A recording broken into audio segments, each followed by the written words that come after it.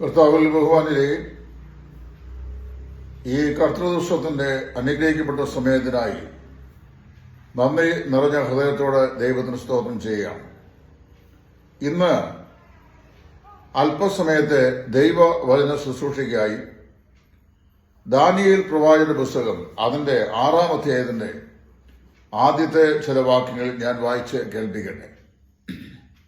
രാജ്യമൊക്കെയും ഭരിക്കേണ്ടതിന് രാജ്യത്തിന് മേൽ 120 പ്രധാന ദേശാധിപതികളെയും അവരുടെ മേൽ 3 അധ്യക്ഷന്മാരെയും നിയമിക്കുവാൻ ദാരിയേഷിന് ഇഷ്ടം തോന്നി.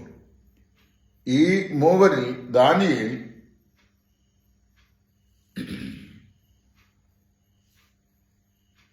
ദൈവത്തിന് രാജാവിനും വളരെ പ്രധാനപ്പെട്ട വ്യക്തിയായിരുന്നു എന്ന് താഴോട്ട് വായിക്കുമ്പോൾ മനസ്സിലാക്കുവാൻ കഴിയുന്നു. ദാനിയേൽ അവരിൽ ഒരുവനായിരുന്നു. രാജാവിന് നഷ്ടം വരാതിരിക്കേണ്ടതിന് പ്രധാന ദേശാധിപതികൾ ഇവർക്ക് കണക്ക് പൊതുപ്പിക്കേണ്ടതായിരുന്നു. എന്നാൽ ദാനിയേൽ ഉത്കൃഷ്ട മാനസനായിരുന്നുകൊണ്ട് അവൻ അധ്യക്ഷന്മാരിലും പ്രധാന ദേശാധിപതിമാരിലും വിശിഷ്ടനായി വിളകി രാജാവ് അവനെ സർവ്വരാജ്യത്തിനും അധികാരി ആക്കാൻ വിചാരിച്ചു. ഇസ്രായേൽ മക്കൾ വിശേഷാൽ യഹൂദ വംശാവലി ബാബേൽ സംസ്ഥാനത്തിലേക്ക് അടിമകളായി പോയ സമയത്ത് യെരുശലേമിൽ താമസിച്ചുകൊണ്ട് ഇസ്രായേലിന്റെ ഭാവി കർമ്മ പരിപാടിയെ സംബന്ധിച്ച് അവരോട് പ്രവചിച്ച പ്രവാചകനായിരുന്നു യിരെമ്യാവ്. ഹബക്കൂക്ക് പ്രവാചകനും ഏതാണ്ട് അദ്ദേഹത്തിന്റെ സമകാലികനായിരുന്നു. എന്നാൽ പ്രവാസദേശത്ത് ബാബേലായിരുന്നപ്പോൾ ആ ദേശത്ത് ജനത്തോട് ദൈവത്തിന്റെ അരുളപ്പാടിനെ അറിയിപ്പാൻ ദൈവം എഴുന്നേൽപ്പിച്ച അനുഗ്രഹിക്കപ്പെട്ട ഒരു പ്രവാചകനായിരുന്നു ദാനിയേൽ. ദാനിയേൽ പ്രവാചകന്റെ പുസ്തകത്തിൽ 4 വ്യക്തികളെ ഒരിക്കലും നമുക്ക് മറക്കാൻ സാധിക്കുകയില്ല. തീച്ചുഴിയിലേക്ക് വലിച്ചെറിയപ്പെട്ടിട്ട് 4-മനായി ഒരുവനോടുകൂടെ സുരക്ഷിതമായി സൂക്ഷിക്കപ്പെടുകയും അത്യുന്നതനായ ദൈവത്തിന്റെ ദാസന്മാരായ ശദ്രക്കെ, മേശക്കെ, അബേദ്നെഗോവേ എന്ന ഒരു ജാതീയ രാജാവ് ഉറക്കെ വിളിച്ചു പറയത്തക്ക നിലയിൽ വിശുദ്ധ ബൈബിൾ പേർ എഴുതിയിട്ടുള്ള ശദ്രക്ക്, മേശക്ക്, അബേദ്നെഗോ ബാബേൽ സംസ്ഥാനത്തിന്റെ അധീപന്മാരിൽ അഗ്രഗണ്യനായി നിയമിക്കപ്പെട്ട ദാനിയേൽ. ഈ 4 ആളുകളെ നമുക്കൊരിക്കലും മറക്കാൻ സാധിക്കുകയില്ല. ഇവിടെ നമ്മൾ വായിക്കുന്നത് ദൈവം അതാത് കാലത്ത് തന്റെ ജനത്തോട് സംസാരിക്കാൻ ചില ആളുകളെ ദൈവം നിയോഗിക്കാറുണ്ട്. അങ്ങനെയുള്ള ദൈവ നിയോഗത്തിലെ ഒരു ഉത്കൃഷ്ട മാനസനായ വ്യക്തിയായിരുന്നു ദാനിയേൽ. ഈ ദാനിയേൽ ബാബേൽ ഹിന്ദുദേശം മുതൽ കൂശുദേശം വരെയുള്ള 120 രാജ്യങ്ങൾ ഒന്നിച്ചു ചേർത്ത് വിശാല ബാബേൽ രാജ്യത്തിന്റെ ഭരണാധികാരികളായി കാര്യങ്ങളെ ക്രമീകരിക്കേണ്ടത് രാജാവ് 120 പേരെ അതാത് രാജ്യങ്ങളിൽ അധിപതികളാക്കി വരുന്നു. അവർക്ക് മീതെ രാജാവിന് നഷ്ടം വരാതിരിക്കാൻ 3 പ്രത്യേക ആളുകളെ നിയമിച്ചു. അതിൽ ഒരുവനായിരുന്നു ദാനിയേൽ. ആ ദാനിയേല് ആ 3 പേരിലും അതിശ്രേഷ്ഠനായി ഉയർത്തപ്പെട്ടു. കാരണം അവൻ ഉത്കൃഷ്ട മാനസനായിരുന്നു, വിശ്വസ്തനായിരുന്നു. അതുകൊണ്ട് അവനെ സകലർക്കും അധിപതിയാക്കി വെച്ചു. ഇവിടെ ആണ് നമ്മൾ വായിക്കുന്നത് ദാനിയേലിനെതിരെയുള്ള ഒരു വലിയ പ്രതിരോധം ഉരുണ്ടുകൂടുവാൻ ഇടയായിത്തീർന്നത്. ദാനിയേലിനെ സംബന്ധിച്ച് 4-5 കാര്യങ്ങൾ വളരെ വേഗത്തിൽ ഓർപ്പിക്കാനാണ് ഇന്നത്തെ ഈ വചന ശുശ്രൂഷ ഞാൻ ആഗ്രഹിക്കുന്നത്. സമയം വളരെ പരിമിതമായിരിക്കും, അതുകൊണ്ട് കൂടുതൽ പറയാൻ ഞാൻ ആഗ്രഹിക്കുന്നില്ല. ഒന്നാമത് അദ്ദേഹത്തെക്കുറിച്ച് പറയുന്നത് Daniel had an excellent spirit in him എന്നാണ്. 6-ാം അധ്യായത്തിന്റെ 3-ാം വാക്യം. മലയാളം ബൈബിൾ ഉത്കൃഷ്ട മാനസൻ എന്നാണ് അവനെക്കുറിച്ച് എഴുതിയിരിക്കുന്നത്.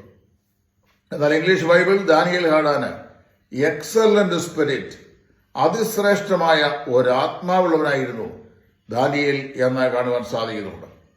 മഹാരാജാവിന്റെ സ്വപ്നം അത് വ്യാഖ്യാനിച്ച് അവന് കൊടുക്കുവാൻ, അവന്റെ ജീവിതത്തിന്റെ പര്യവസാനം എങ്ങനെയായിരിക്കും, അവന്റെ രാജ്യത്വത്തിന്റെ അവസാനം എങ്ങനെയായിരിക്കും, ഈ കാര്യങ്ങളെല്ലാം വളരെ വ്യക്തമായി അവനെ ബോധ്യപ്പെടുത്തുവാൻ ദൈവത്തിന്റെ പരിശുദ്ധാത്മാവ് വിശേഷാലുള്ള ജ്ഞാനം നൽകിയ ദാനിയേലിനെ പോലെ ഒരാൾ ബാബേൽ സംസ്ഥാനത്ത് ഉണ്ടായിരുന്നില്ല. അതുകൊണ്ടാണ് അവനെക്കുറിച്ച് പറയുന്നത് he had an excellent spirit in him എന്ന്. അവന് ഉത്കൃഷ്ട മാനസനായിരുന്നു. അതുകൊണ്ട് നമ്മൾ വായിക്കുന്നത് അവന് ദൈവസേനയിൽ മുലയും മൂല്യമുള്ളവനെങ്കിലും രാജാവിന്റെ ആക്കിവെച്ച അധീപന്മാരായ ആളുകളുടെ മുമ്പാകെ ഒരു കണ്ണുകടി വിഷയമായിട്ട് ദാനിയേൽ മാറി എന്ന് നമ്മൾ വായിക്കുന്നുണ്ട്. ഒരു വ്യക്തിയിൽ പ്രകാശിച്ച് കാണുന്ന ആത്മീകമായിരിക്കുന്ന കഴിവുകളും കൃപാവരങ്ങളും വാസ്തവത്തിൽ മറ്റു പല ആളുകൾക്കും കണ്ണുകടിക്കും പ്രയാസത്തിനും കാരണമായി ഭവിക്കുന്ന ഒരുപാട് സാഹചര്യങ്ങൾ ഉണ്ടായിട്ടുള്ളതായി വിശുദ്ധ വേദപുസ്തകത്തിലും സഭയുടെ ചരിത്രത്തിലും ഒക്കെ നമുക്ക് വായിക്കാൻ സാധിക്കുന്നുണ്ട്. പ്രിയമുള്ളവരെ, ഇവിടെ നമ്മൾ വായിക്കുമ്പോൾ പഠിക്കാൻ കഴിയുന്ന വിഷയം ഈ ദാനിയേലിന് വിരോധമായി 120 സംസ്ഥാന അധീപന്മാരും അവരുടെ മേൽ അധികാരസ്ഥന്മാരാക്കി വെച്ച 3 പേരിൽ 2 പേരും 122 പേരും ഒന്നിച്ചു ചേർന്ന് ഒരു പരാതി എഴുതി ഈ ദാനിയേലിന് വിരോധമായി രാജാവിന് സമർപ്പിച്ചു. ആ പരാതി എന്താണെന്ന് തുടർന്നുള്ള അധ്യായം വായിക്കുമ്പോൾ നമുക്ക് മനസ്സിലാക്കാൻ സാധിക്കുന്നുണ്ട്. ഇനി അടുത്ത 30 ദിവസത്തേക്ക് രാജാവിനോടല്ലാതെ മറ്റാരോടും പ്രാർത്ഥിക്കാൻ പാടില്ല. അങ്ങനെ ആരെങ്കിലും പ്രാർത്ഥിച്ചാൽ അവരെ സിംഹത്തിന്റെ ഗുഹയിൽ ഇട്ടുകളയും എന്നുള്ള രാജകൽപ്പന ദാനിയേലിന് വിരോധമായി ഈ ദേശാധിപതികൾ എഴുതിയുണ്ടാക്കി. മഹാരാജാവിന്റെ സമക്ഷം അത് സമർപ്പിച്ചു. രാജാവിനെ കൊണ്ട് അത് മുദ്രവിച്ചു. മേദ്യരുടെയും പാർസ്യരുടെയും നിയമത്തെക്കുറിച്ച് പറയുന്നത് ഒരിക്കൽ അത് എസ്റ്റാബ്ലിഷ് ചെയ്ത് കഴിഞ്ഞാൽ, സീൽ ചെയ്ത് കഴിഞ്ഞാൽ പിന്നെ ആർക്കും അഴിക്കാൻ സാധിക്കുകയില്ല. രാജാവ് ഒരു വിളംബരവും ചെയ്തു. ഇനിയും പ്രാർത്ഥിക്കുന്നവൻ എന്ത് ചെയ്യണം? അവൻ രാജാവിനോടല്ലാതെ മറ്റാരോടും പ്രാർത്ഥിക്കാൻ പാടില്ല. ദാനിയേല് ഈ രാജകൽപ്പനയെ ലംഘിച്ചുകൊണ്ട് രാവിലെയും ഉച്ചയ്ക്കും വൈകിട്ടും തന്റെ വീടിന്റെ മാളികമുറിയിലെ വാതിൽ തുറന്നിട്ട് യെരുശലേമിന് നേരെ നോക്കിക്കൊണ്ട് പ്രാർത്ഥിച്ചു. അവന്റെ പ്രതിയോഗികൾ ഇത് കണ്ടു, അവരത് കേട്ടു. അവർ രാജസേനയിൽ അത് ബോധ്യപ്പെടുത്തി. മാറ്റമില്ലാത്ത ബാബേൽ സംസ്ഥാനത്തിന്റെ നിയമപ്രകാരം, അല്ലെങ്കിൽ ഈ പാർസികളുടെ നിയമപ്രകാരം രാജാവ് ഈ ദാനിയേലിനെ പിടിച്ച് സിംഹക്കുഴിയിൽ ഇട്ടതായും ഈ വൃത്താന്തം ഇവിടെ രേഖപ്പെടുത്തിയിട്ടുണ്ട്. നമ്മുടെ ജീവിതത്തിൽ നാം അനുഭവിക്കുന്ന പ്രതിസന്ധികളും കഷ്ടതകളും പീഡനങ്ങളും ദൈവത്തെക്കുറിച്ചുള്ള മനോബോധ നിമിത്തവും ദൈവവചനത്തെക്കുറിച്ചുള്ള മനോബോധ നിമിത്തമാണെങ്കിലും താൽക്കാലികമായി നമുക്ക് ക്ഷീണം സംഭവിച്ചാലും, താൽക്കാലികമായി 122 ആളുകളും നമുക്കെതിരായി തിരിഞ്ഞാലും, താൽക്കാലികമായി സകലരും നമ്മെ എഴുതിത്തള്ളിയാലും സ്വർഗത്തിലെ ദൈവം നമ്മെ എഴുതിത്തള്ളുകയില്ല എന്നുള്ളതിന്റെ ഏറ്റവും മികവുറ്റ ഒരു ദൃഷ്ടാന്തം ദാനിയേൽ പ്രവാചകന്റെ ജീവിതത്തിൽ നമുക്ക് കാണാൻ കഴിയുന്നു. അവനെക്കുറിച്ചുള്ള 5 വിശിഷ്ട ഗുണങ്ങൾ ഇവിടെ രേഖപ്പെടുത്തിയിട്ടുണ്ട്. ഒന്ന്, വായിക്കുന്നത് he had an excellent spirit in him. അവനിൽ വളരെ വിശിഷ്ടമായ ഒരു ആത്മാവ് ഉണ്ടായിരുന്നു. തിമോഥെയോസ് ലേഖനത്തിൽ എന്താണ് അപ്പോസ്തലനായ പൗലോസ് പറയുന്നത്? നാം പിന്നെയും ഭയപ്പെടേണ്ടതിന് ഭീരുത്വത്തിന്റെ ആത്മാവിനെ അല്ല, ശക്തിയുടെയും സ്നേഹത്തിന്റെയും സുബോധത്തിന്റെയും ആത്മാവിനെ അത്രേ ദൈവം നമ്മുടെ ഹൃദയങ്ങളിൽ നമുക്ക് നൽകിയിട്ടുള്ളത്. നമ്മുടെ ജീവിതത്തിന്റെ മുമ്പാകെ വന്നു ഭവിക്കാൻ സാധ്യതയുള്ള ഏതിനെയും അഭിമുഖീകരിക്കുവാൻ കഴിയത്തക്ക നിലയിൽ സാഹചര്യങ്ങളെ ഭയപ്പെടുവാനല്ല, അവയെ അതിജീവിക്കുവാൻ കഴിയുന്ന സ്നേഹത്തിന്റെയും സ്വഭാവത്തിന്റെയും വിവേകത്തിന്റെയും പരിശുദ്ധാത്മാവിനെ രക്ഷിക്കപ്പെട്ട ഓരോ ദൈവവേദന്റെയും ഹൃദയങ്ങളിൽ ദൈവം പകർന്നിട്ടുണ്ട്.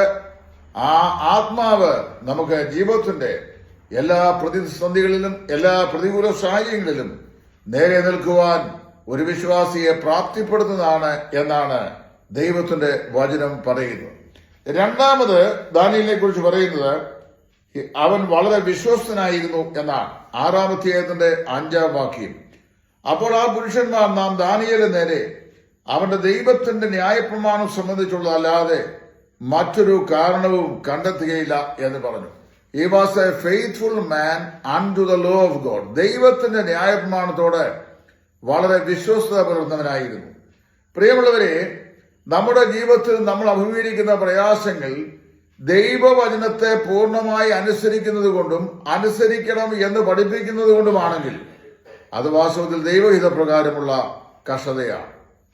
ഒരുവൻ തിന്മ ചെയ്തിട്ട് ദോഷം സഹിച്ചാൽ അവന് എന്ത് യശസ്സുള്ളൂ? നന്മ ചെയ്തിട്ട് പീഡനം അനുഭവിക്കുന്നെങ്കിൽ അത് നല്ല കാര്യം എന്ന് പത്രോസ് അപ്പോസ്തലൻ പറഞ്ഞിട്ടുണ്ട്. ഇവിടെ ദാനിയേൽ ദൈവത്തിന്റെ ന്യായപ്രമാണത്തിൽ വളരെ വിശ്വസ്തനായിരുന്നു.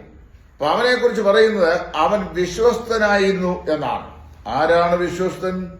കൊരിന്തിലെ വിശ്വാസികൾക്ക് അപ്പോസ്തലൻ എഴുതുമ്പോൾ കൊരിന്തിലുള്ള വിശുദ്ധന്മാരും വിശ്വസ്തന്മാരുമായവർക്ക് എഴുതുന്നു എന്നാണ് പറയുന്നത്.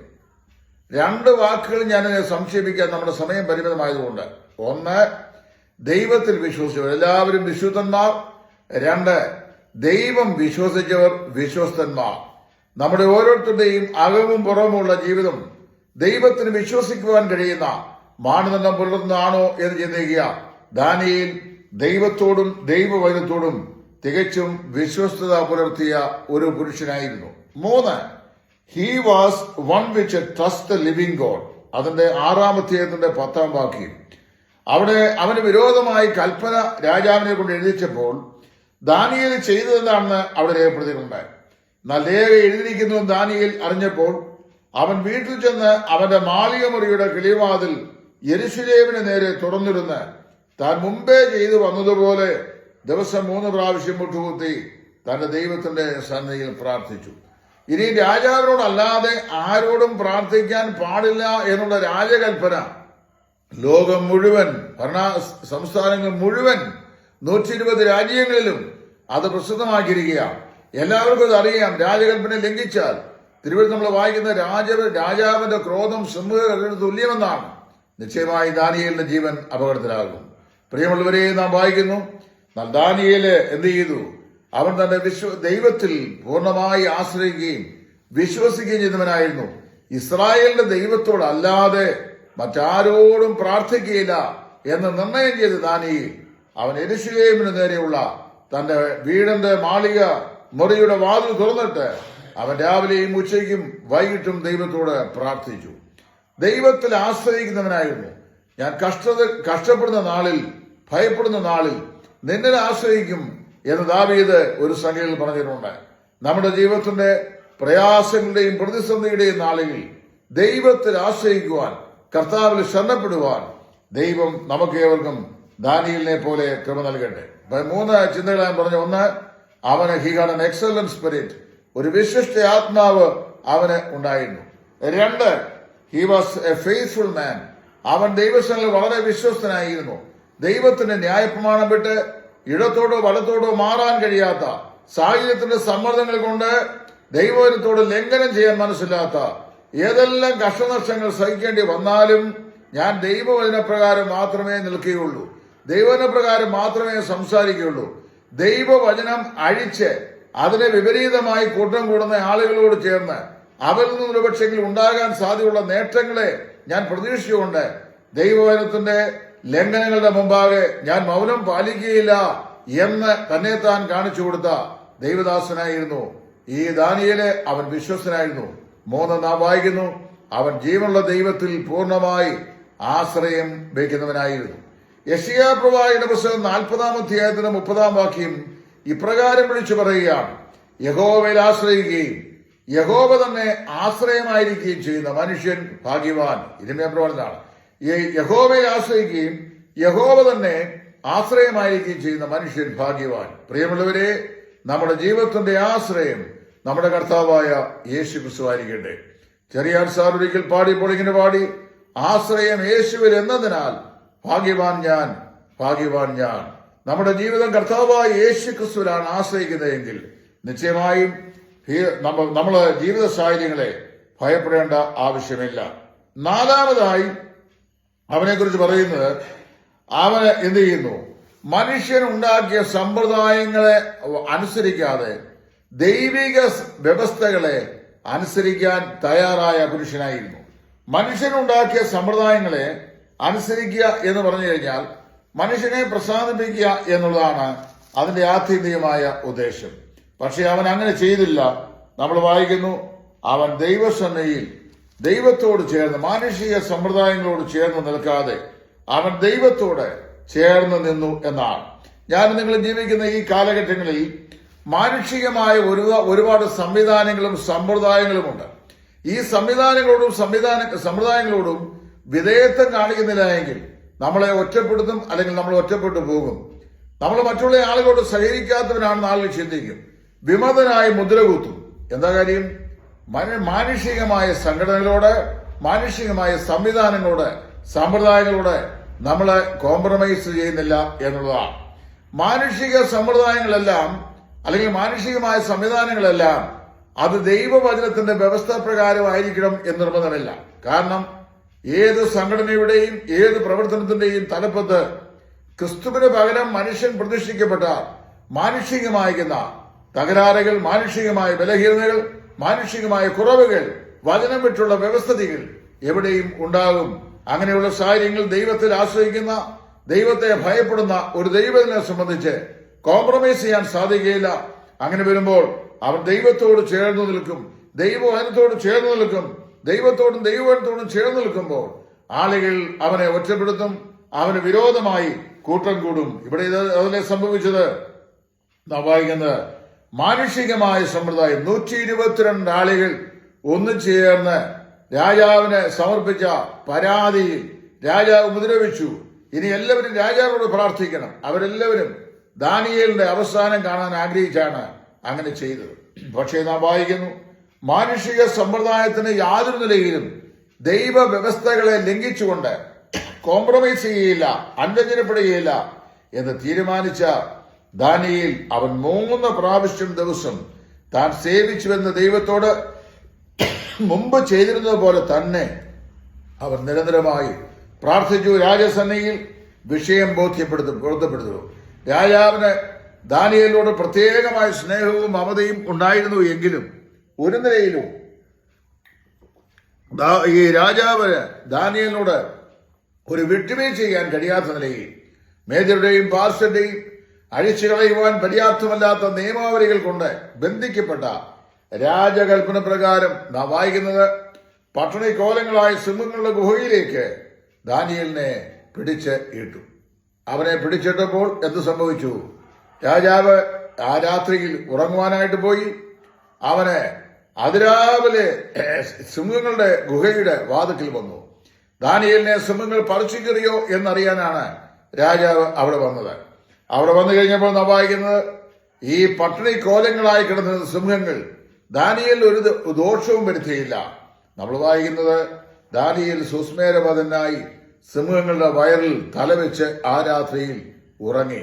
എന്നാൽ രാജാവിന് ഉറക്കം വന്നില്ല എന്നുള്ളതാണ് ഏറ്റവും പരമാർത്ഥമായ സത്യം.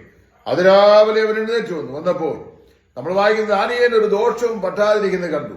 അവിടെയാണ് ദാനിയേലിന്റെ വിശ്വസ്തത, ദാനിയേലിന്റെ ദൈവാശ്രയം, ദാനിയേലിലുള്ള ദൈവത്തിന്റെ പരിശുദ്ധാത്മാവ്, ദാനിയേലിന് കർത്താവിനെ അനുസരിക്കുന്നതിനുള്ള അവന്റെ അനുസരണ മനോഭാവം, ഇതെല്ലാം ഈ ജാതീയ രാജാവിന് മനസ്സിലായത്. അത്യുന്നതനാകുന്ന ദൈവത്തിന് ദാസനായ ദാനിയേലേ, സിംഹങ്ങൾ നിനക്ക് ഒരു ദോഷവും ചെയ്തില്ലയോ എന്ന് ചോദിച്ചുകൊണ്ട് വളരെ വേഗത്തിൽ തന്റെ പടയാളികളെ വിളിച്ചു വരുത്തി ദാനിയേലിനെ സിംഹത്തിന്റെ കുഴിയിൽ നിന്ന് കരകയറ്റുവാനായി കൽപ്പിച്ചു. ദാനിയേലിനെ സിംഹക്കുഴിയിലേക്ക് എറിഞ്ഞു കളയുവാൻ രാജാവിനെ ദ്യോപിപ്പിച്ച, അല്ലെങ്കിൽ ഉത്സാഹിപ്പിച്ച ആളുകളെ, അവരുടെ കുടുംബങ്ങളെ നാം വായിക്കുന്ന രാജകൽപ്പന പ്രകാരം ഈ സിംഹങ്ങളുടെ കുഴിയിലേക്ക് എറിയുകയും അവർ താഴെ ചെല്ലും മുമ്പ് തന്നെ സിംഹങ്ങൾ അവരെ പറിച്ചു കളയുകയും അവരുടെ അസ്ഥികളെ തകർക്കുകയും ചെയ്തു എന്ന് നമുക്ക് വായിക്കാൻ സാധിക്കുന്നു. ഞാൻ എന്റെ വാക്കുകൾ ദീർഘിപ്പിക്കുന്നില്ല, ഇവിടെ നിർത്തുവാൻ ആഗ്രഹിക്കുകയാണ്. ഒരു ദൈവവേദനെ സംബന്ധിച്ച് അവന്റെ ജീവിതത്തിൽ സകലരും അവനെ എഴുതിത്തള്ളട്ടെ എന്ന് പറഞ്ഞാൽ, ഒരു മനുഷ്യൻ പോലും ഇവന് തുണയില്ല, ഒരുവൻ പോലും ഇവന്റെ കൂടെ നിൽക്കുകയില്ല, ഒരുവൻ പോലും ഇവനെ സഹായിക്കുകയില്ല എന്ന് പറഞ്ഞുകൊണ്ട് സകല ആളുകൾ ഒന്നിച്ച് ഒരു ദൈവവേദനെതിരായിട്ട് വട്ടം കൂടി അവനെ ആക്രമിച്ച് അവന് വിരോധമായി അറിയിക്കുന്നിടത്തെല്ലാം അറിയിച്ച് അവന്റെ എല്ലാ വഴികളും മുടക്കിയാലും അവന്റെ ആശ്രയം യേശുവിലെങ്കിൽ, അവന്റെ ആശ്രയം ജീവനുള്ള ദൈവത്തിലെങ്കിൽ, അവൻ വിശ്വസ്തനെങ്കിൽ, അവൻ ദൈവവ്യവസ്ഥയെ പൂർണ്ണമായി അനുസരിക്കുന്നെങ്കിൽ, മാനുഷിക സമ്പ്രദായങ്ങൾക്ക് വേണ്ടി, നേട്ടങ്ങൾക്ക് വേണ്ടി ദൈവവചനത്തെ കോട്ടിക്കളയുവാൻ, കോംപ്രമൈസ് ചെയ്യുവാൻ ഒരിക്കലും അനുവദിക്കാത്തവനെങ്കിൽ നിശ്ചയമായും അവന് വേണ്ടി വ്യവഹാരത്തിനായി നിൽക്കുന്നവൻ സാക്ഷാൽ ദൈവം തന്നെയാണ്. ഇവിടെ നായിക്കുന്നു, ദൈവം ദാനിയേലിനെ സൂക്ഷിച്ചു. എവിടെ സൂക്ഷിച്ചു? സിംഹങ്ങളുടെ ഗുഹയിൽ ദാനിയേലിന് യാതൊരു കേടും വരാതെ ദൈവം അവനെ സൂക്ഷിച്ചു. ശദ്രക്, മേശക്, അബേദ്നെഗോ എന്ന 3 എബ്രായ ബാലന്മാരെ അവരുടെ വിശ്വാസത്തിന്റെ ദൃഢനിശ്ചയ നിമിത്തം അവരെ തീക്ക് ഒന്നും ചെയ്യാൻ കഴിയാതിരുന്നതുപോലെ ദാനിയേല് അവന്റെ വിശ്വാസവും ദൈവാശ്രയ നിമിത്തം അവനെ സിംഹങ്ങൾക്ക് ഒന്നും ചെയ്യാൻ കഴിഞ്ഞില്ല എന്ന് മാത്രമല്ല, ദൈവം സിംഹങ്ങളുടെ വായെ അടച്ച് കളഞ്ഞു. പ്രിയമുള്ളവരെ, ഇവിടെ നാം വായിക്കുന്നത്, ഇവിടെയാണ് ഭക്തനായിരിക്കുന്ന ഒരു ദൈവദാസൻ പാടിയ മനോഹരമായ ഒരു പാട്ടിന്റെ ഈരടികൾ. അദ്ദേഹം ആ പാട്ടിനകത്ത് ദാനിയേലിനെയും ശദ്രക്കിനെയും മേശക്കിനെയും അബേദ്നെഗോവിനെയും എല്ലാവരെയും ഉൾപ്പെടുത്തിയിട്ടുണ്ട്.